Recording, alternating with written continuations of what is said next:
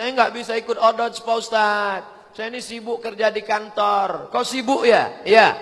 Sibuk kau hari ini? Iya. Besok kalau kau mati ada tak penggantimu? Belum kau mati dia udah siap. Udah bolak-balik dia nyantet kau biar kau cepat mati. Ustadz, saya sibuk ngurus suami. Sampai nggak sempat baca Quran 1 juz. Sibuk kau mengurus suami. Kalau kau mati kira-kira ada tak penggantimu? Belum mati aja udah ada ban serap. Ustadz, saya sibuk menjaga anak Pak Ustadz. Mati engkau, ingatkah anakmu padamu?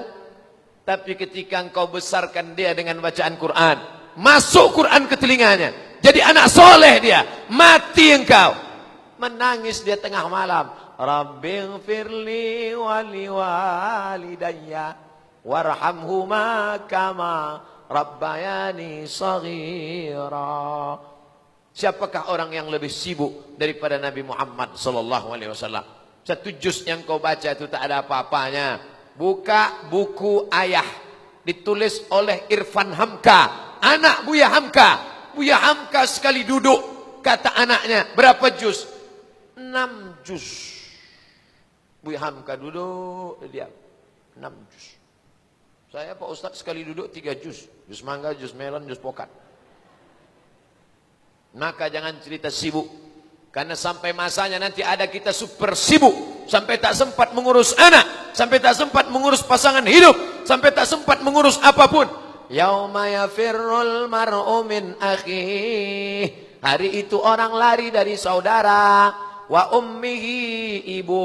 Wa abi ayah. Wa sahibatihi suami istri. Wa bani anak. Kenapa semuanya lari? Likulli imri'in minhum yawma idzin sya'nun yunih. Hari itu orang sibuk mengurus urusan masing-masing. Siapa yang akan membela? Datang Quran membela. Anak lari, suami kabur, ibu tak ada, ayah hilang. Siapa yang akan membela? Iqra'ul Quran, baca Al-Quran.